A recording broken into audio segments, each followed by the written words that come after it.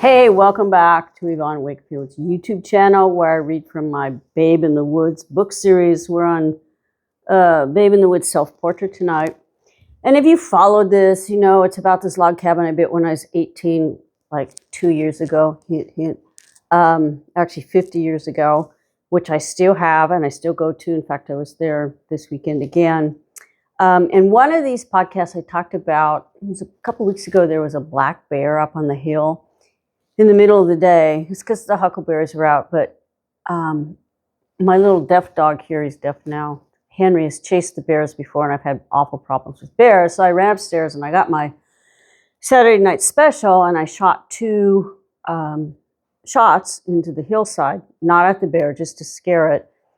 And Zachary here was like by my feet next to the stairs, and the repercussions of the shot scared him, and he went in the cabin. He was shaking, and then he took off, and I couldn't find him. Well, eventually I discovered he got deaf from that shot. He not only got freaked out from the shots, but he got deaf.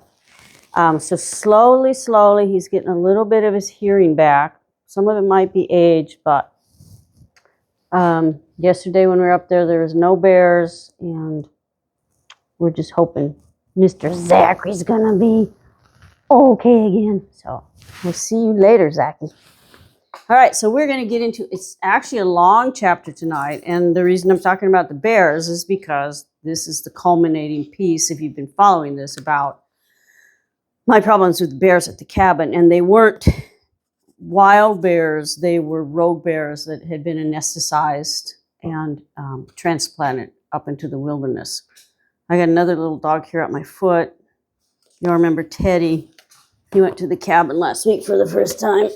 He did really good, but he had to be on a big long leash because he could be bear bait. Yeah, you could be bear bait and owl bait in a fly. I'm going to put you down now. Okay, so last chapter was Rub-a-Dub-Dub. I got a bathtub up at the cabin. I'm still using that bathtub. And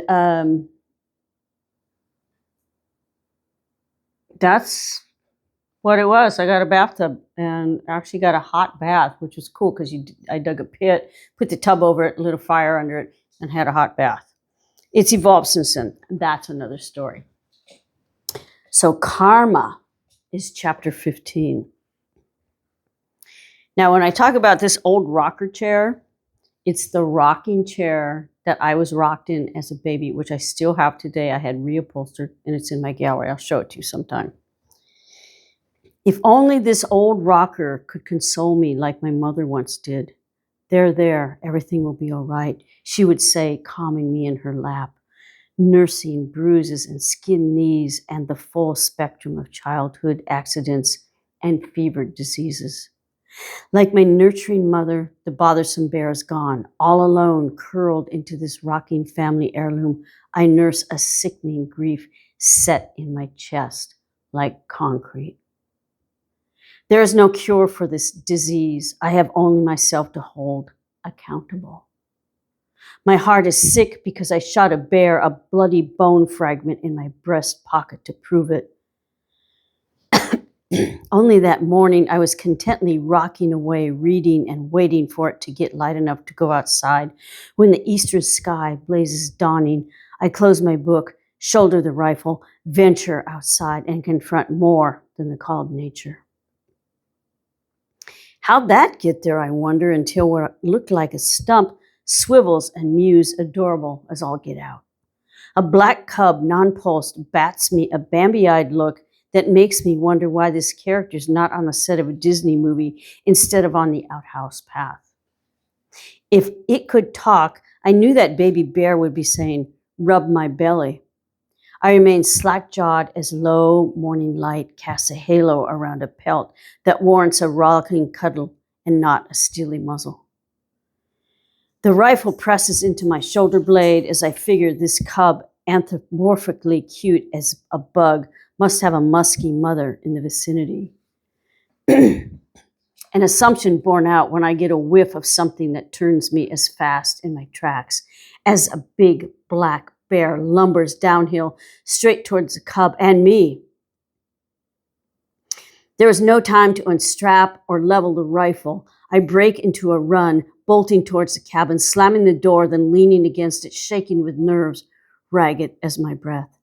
Still panting, I drag the ladder up into the loft and steady myself against the dormer. I point the rifle barrel out the window and fire. The warning shot rings in my ears long after scaring Inopi into hiding. Remember, Inopi is my Seal Point Siamese cat that kind of acts like a dog. For over an hour, I stay in the loft, thumbing through old magazines and thinking that tin trailer in Eugene seems like a paradise past. I decide at any time in my life I'd rather confront a constipated toilet and care for hungry hobos over facing a mama bear at my log cabin. By mid-morning, I cannot put off business any longer. Move to the porch, aim, and fire towards the outhouse. When nothing comes charging out of the piney yonder, I set about my routine. Primed with fear, I split wood, slop water buckets from the creek, and jump at the slightest snap of a branch or stretch of forest shadow. Even Inopi is uptight and won't get near me when I strap on the rifle. In the afternoon, I fill 2 kerosene lamps in the fuel shed and cross paths with the cub again. It is as adorable as when I'd seen it earlier that morning, and we stare at each other until a low, hollow, cat-like moo breaks our bonding and a bigger bear bounds from behind the shed. I sail over the dropped kerosene lamps, yank open the wonky door, and drive into that bat and board 5-foot square shed. For nearly an hour, I pass the time reading. Shelved literary distractions include smeared Pennzoil 30 by 30, and Echo bar and chainsaw oil labels on cardboard cans and plastic bottles. By the way, I still have those Pennzoil cardboard cans in my fuel shed. I just dusted them off yesterday. I don't know, I'll use them. Probably never, because I don't have the vehicles anymore. By the time I've read the fine print 3 or 4 times over, the smell of petroleum product is as irritating as the sweltering heat, stirring sweat from my skin and snapping tamarack shakes overhead. I open the door for a breath of fresh air and to check if the coast is clear. This is the moment I decide it is either me or the bear, and that I have to kill one if I do not want to end up like that lady in Alaska.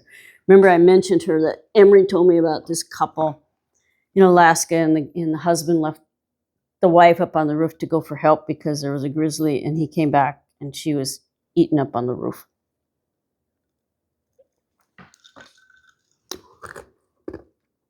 After I fill the dropped lamps, amazingly, they are not broken, I make a special trip to town, hoping to persuade the Department of Fish and Game man. He refuses again to send up dogs or to set up a live trap. The only thing he gives me is counsel. If the bears are bothering me on land I own, then I have the right to kill them. I don't mention that I'm a borderline vegetarian and that sacrificing an animal is not on my property rights menu. You guys have to realize, like, when I'm reading this, Arturo and Teddy Bear are like boxing heavily. And he's trying not to make him noises by squeezing his neck. Not too hard. Back at the cabin, I nailed 2x4s just below the shoulder height on both ends of the porch to steady the barrel and practice sighting, primed to shoot whatever moves, even if a fir needle is wafting. When it gets too dark to see, I go inside and light 2 brimming lamps. In the morning, I assume my porch perch, a cup of whatever matching that time of day in one hand, a book in the other, safety off, the rifle on my lap, prepared to shoot even the breeze. I have a habit. Each month, I select one area or one author and read as much as possible written about a subject or by a writer. I do this for 30 days exactly. I began this practice when I was old enough to have a library card and check out chunky chapter books. By age 7, I burned through Keene, Hope, and Appleton. I spent the entire 6th grade Christmas vacation tackling Robert Louis Stevenson, reading every page of Treasure Island and The Strange Case of Dr. and Jekyll Hyde, only skimming The Master of Ballantrae. That was boring. And finishing New Arabian Nights when the Times Square ball dropped into a new year. At age 17, I read every book I could find on gangsters. This June is my May Sarton month. I've thumbed the life out of Journal of Solitude, trying to justify my own. The fur person and the poet, the donkey, were fast romps compared to Mrs. Stevenson Hears the Mermaid Singing, which I'm paging through. I've given up on seeing a bear when one ambles across the creek in dead range of my literary post. Unlike the baby or the mama, this one has a gray muzzle and it pauses midstream. I stand, legs spread wide, barrel steady, and slowly squeeze the trigger but release it without firing after the bear sniffs and retreats into snowberry and willow cover. If I'd shot the instant it turned tail, most likely it would have only been hit in the butt. It is nearing late afternoon when the west end of the porch hits full sun and I strip down to cutoffs. Mrs. Stevenson is beginning to bore me, so I resume Journal of Solitude. Quote, "You don't really escape feeling, you just get a big slap in the face from it." That's the May Sarton quote. This is my quote. "Oh, those self-absorbed writers writing about feelings. They're writing because they've got time to self-reflect, I think. An open book and rifle pressing into my bare thighs. There are more relevant things to do to dress in life than to write about or to ponder soulful reasoning. Feed starving children. Stop baby seal slaughter. Straighten out crooked politicians. Castrate convicted rapists. Incarcerate corrupt politicians. Pay public school teachers the equivalent of NFL, NBA, and MLB players." And I wrote this a long time ago. Still applies today. Before my convoluted contemplations advance or the weight of the rifle cuts off circulation to my calves, I see another bear cross the creek. It is not gray muzzle. This bear is smaller, blacker. Like its predecessor, it stops mid-creek, snout proud. Softly, I put the book down, inch to a stand, and level the barrel. Elbows to my side, holding my breath like I do when composing final touches on an oil painting with a 000 sable brush. I apply the trigger. The bear rears up upon impact of the shell, rocketing a distance too rapid to clock on my shelved Timex. You guys don't know about Timexes. This is a Timex watch. I can't wind this one. I used to wind them. Our eyes lock in surprise before the animal crumples on all fours, falters upright, shakes its head, and gives me a stare like I didn't warrant a steely muzzle. Like its predecessor, it disappears through low brush. I don't know if that black bear is male or female, but I'm sure it's not dead.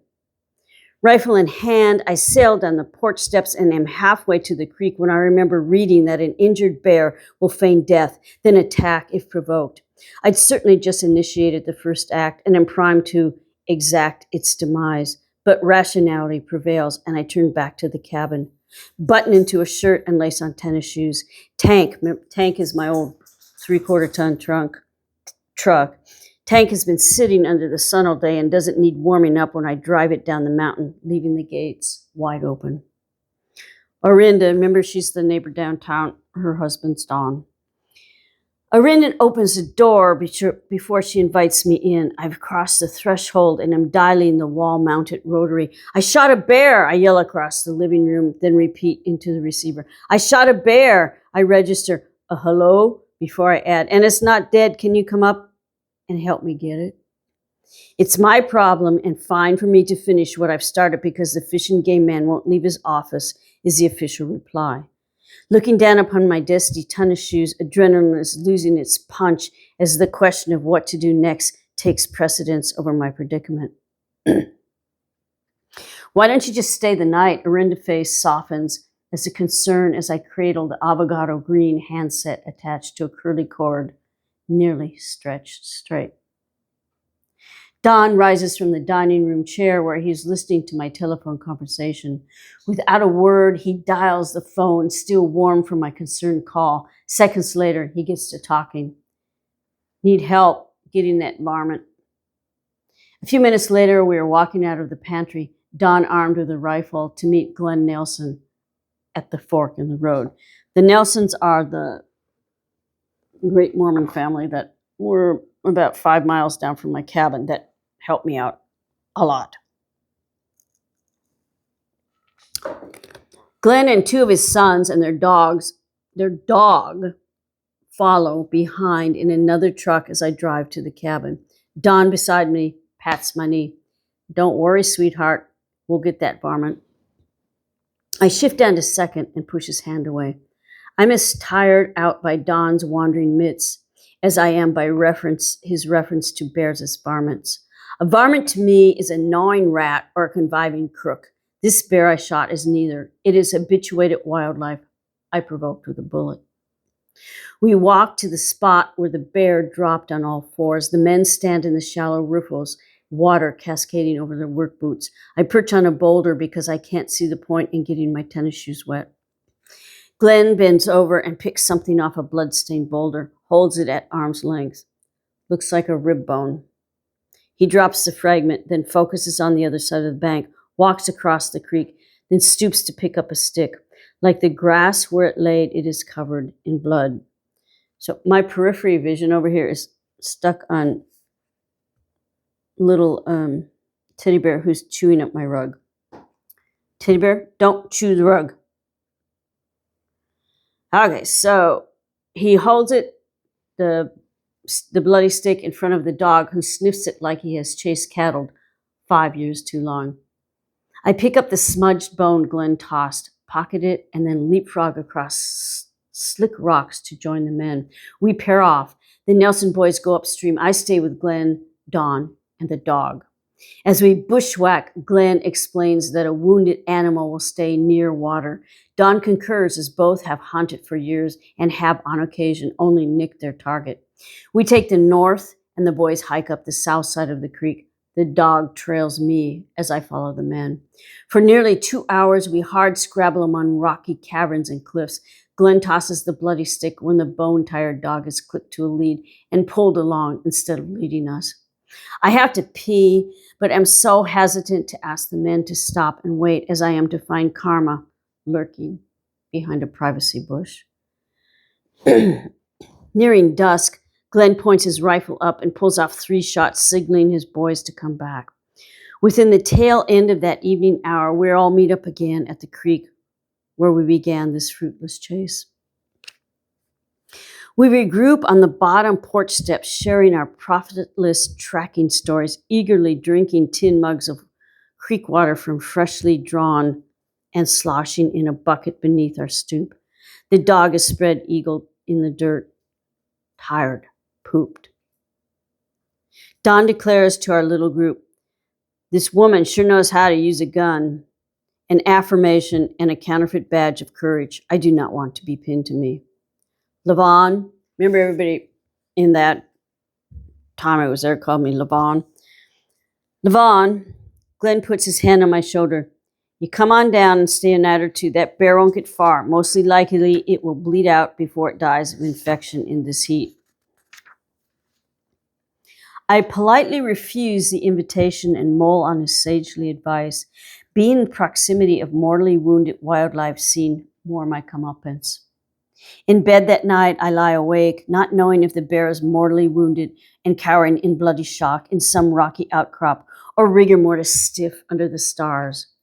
On the foam mattress in my log cabin loft, my body clenched hard as a fist, I tried to palm an aloof's asleep, squeezing my eyelids tight so I couldn't shut out the sight of the bear or the emphatic part of me so mortally wounded that day. The part of me who will in a flash dash across traffic lanes to rescue strayed or injured cats or dogs. Once a chipmunk, like the others, tire-marked and lingering on its way to roadkill as I cradled its calamity. The dogs and the cats whimpered and whined. The chipmunk, though, went without a peep. There, there, little baby, there, there, I'd repeat as each animal labored its last bubbly, bloody breath in my lap. I hate that. I've had to do that a couple times. Once in Kuwait and once in Washington.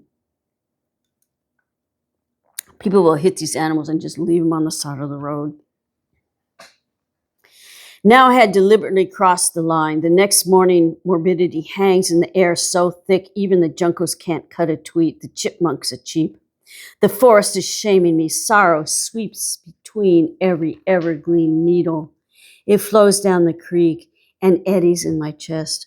All I can do is sit on the porch and stare at the spot where I shot the bear.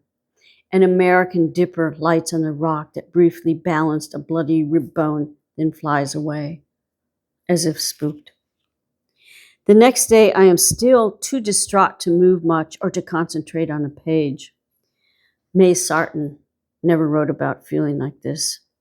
I decide a trip to town is better than wallowing in remorse. When I return that evening, I place fresh groceries in a burlap sack slung over a cottonwood by the creek. In the morning, the sack is down. Overnight, my food supply is reduced to a jar of instant coffee and a few cans of tuna and green beans. On the third night after the shooting, I go to bed with an emptiness I try to satisfy by reading a borrowed Harlequin, the one that I got from the woman at the gravel pit. Until then, I'd only eyed the covers of a genre of books I'd never once had the desire to crack open. Tonight is different. Heartache prompts me to find consolation behind a lusty book cover. But by chapter 2, as much as I might subliminally want to mimic the heroine's fiery, erotic urgency tendered in gently plucked nipples, I bookmark literal foreplay, knowing I need my shut-eye if I'm going to handle a man in the morning. Bruce is not alone. Though I'd spoken to him on the phone outside of Chester's, he gave no specific time or day on which he would arrive. I was drinking my first cup of coffee when I heard a truck outside. I took a hasty look in the mirror to see if I was presentable before opening the door and stepping into the wee morning light. After he identified himself, he introduced me to his friend Charlie, who limps because of a logging accident. The best part of getting busted up, he says with a grin, was I married my nurse. The men drink mugs of water I've extended as they outline how they will work the dogs. In the time it takes to drain their cups, I've learned that the dogs yapping and rocking inside the plywood kennels have been trained to follow their noses. Their long snouts and droopy ears aid in keeping animal scents close to their face. I like dogs better than cats, but I don't like these dogs because they have been trained to dish out what they've taken. One by one, Bruce latches each caged dog, and in a flash, 4 raw-boned bloodhounds dash about and bay up a canine storm, parallel to none until Bruce kicks one in the butt. Dogs normally don't scream, but the kicked one does, and the other 3 downsize their yelling. Guess I kicked him a little too hard. Fresh blood brims the anus of one quieted down dog. Got anything with the scent? Bruce asks after scuffing his boot in the dust. I climb onto the porch and drag the Coleman down the steps, then shove the cooler towards Bruce and notice his boot tip is tainted with what he dished. Bruce lets the pack draw scent from the ice chest. Through voice commands, he leads the dog to the creek where they match the scent from the Coleman cooler, with the smell of the old and new paw prints. Bruce says you can tell how fast a bear is traveling by the toes, whether they point up or down, or how fresh the track is by the dew in the print. Whether there was dew in these new impressions or they were just moist from the creek bank, I didn't know, but the toes were pointing uphill. With a single, "Get 'em!" 4 howling howls follow Bruce's direction, sail through the creek and scale the serpentine pine needle incline. Charlie is the first to follow, Bruce trailing him, me last in line. By the time the men catch up with the dogs, I catch up with the men. We're all panting above a deer kill raft of brown hair tufts, putrefying viscera, a disjointed leg and spine. The skull is only partially shedded, eyes eaten away. Charlie looks around and toes into a dark pile outside the kill's immediate periphery. "Bear scat," he explains. The deer could have been downed by a coyote, but most likely a larger predator like a cougar. When they had their fill, bears moved in, dragging carrion to the creek because they like to wash their food. When they were finished with the deer, they had moved onto my sunken refrigerator porch and porch cooler. Remember, before the bears came, I had a wooden box sunk into the creek with boulders where I kept my food. And then when the bears came, I put them in a cooler on the porch, and then the bears came to the cooler on the porch. Once the food chain is gone, Charlie says, the bears move on. He picks up a leg, bits of fur and flesh clinging to the bones, waves it in front of the dog's nose. Get him. Even with all the pins, plates, and screws securing his left ankle, fibia and tibia, Charlie charges up the steep draw, Bruce at his heels. Even though I am a runner, I can't keep pace, and they rightfully will not slow down for me. When I'm out of breath and dogs and men are out of sight, I give up the chase and return to the cabin porch to paint from memory a portrait of the bear. By the time Charlie and Bruce reappear with the dogs and a tangle of tugging leashes, I finish the oil sketch except for the highlight and the pupils. Plunking the finishing brush in a tin of turp, I join them by the truck.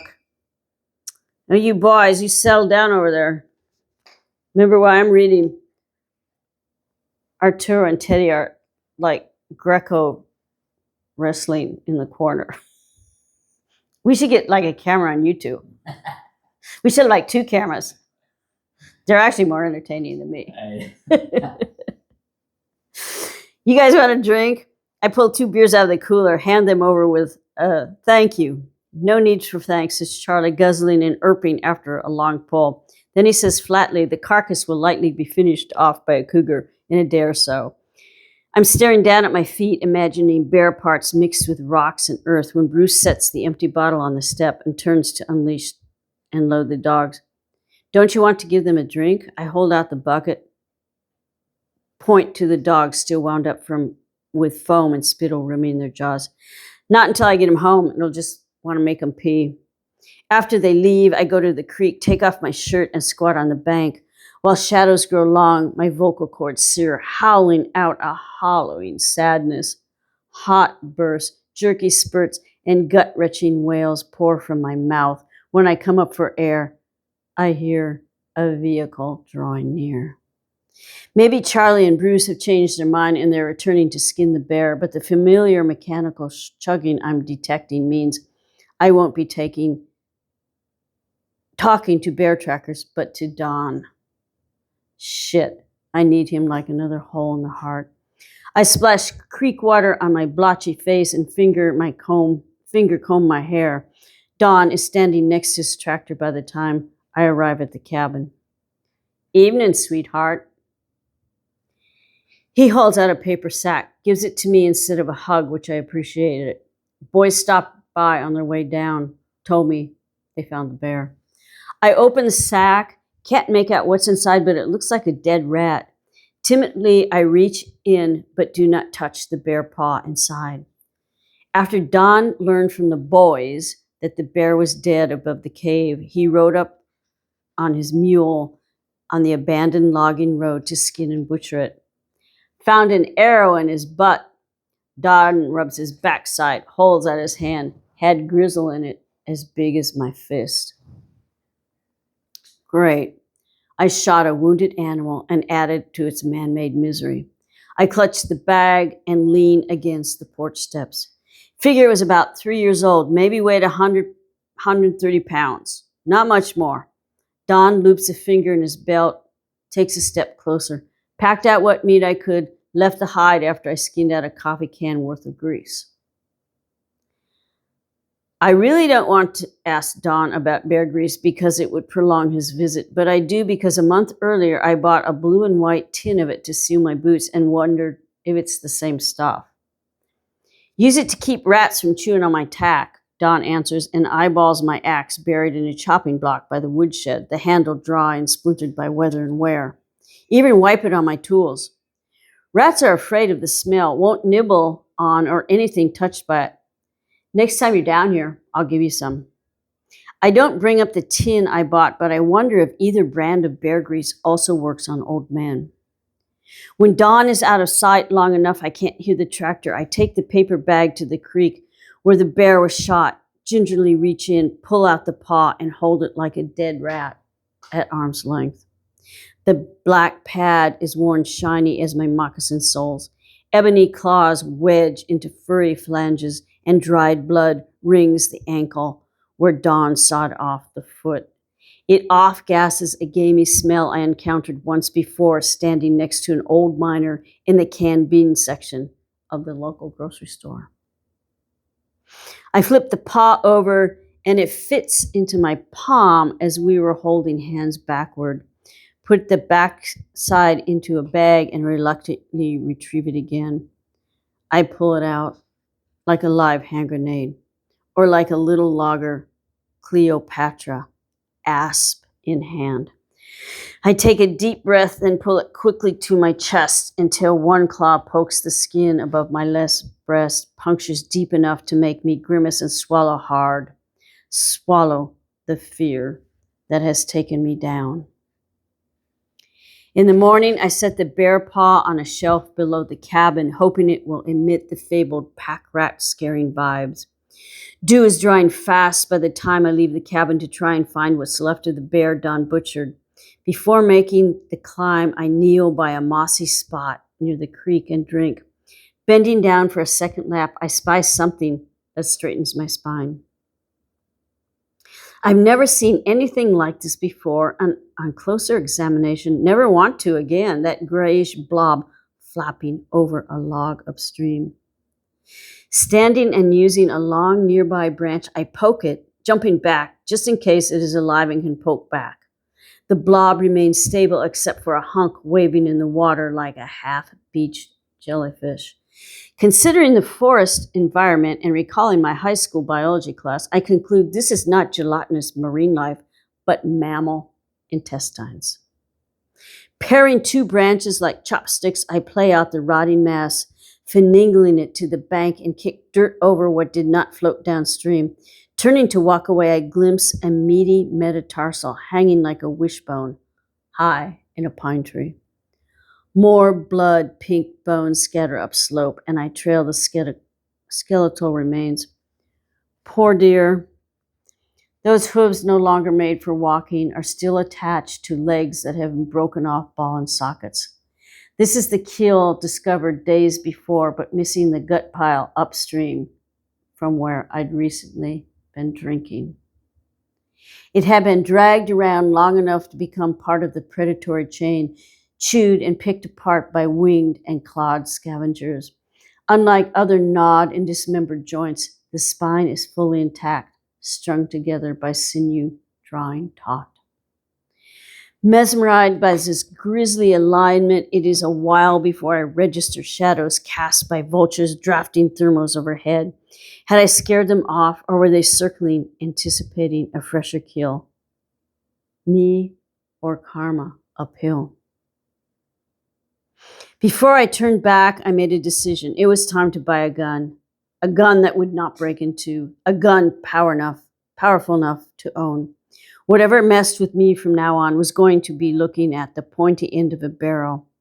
Given my most recent history of the guns, things could get downright messy. I drive to Prairie City. On the passenger seat, the Blue Mountain Eagle is open to the classified section. Wick's Guns. New, used, bought, sold. Faded hand lettering on a plywood board matches the newspaper's crisply printed advertisement.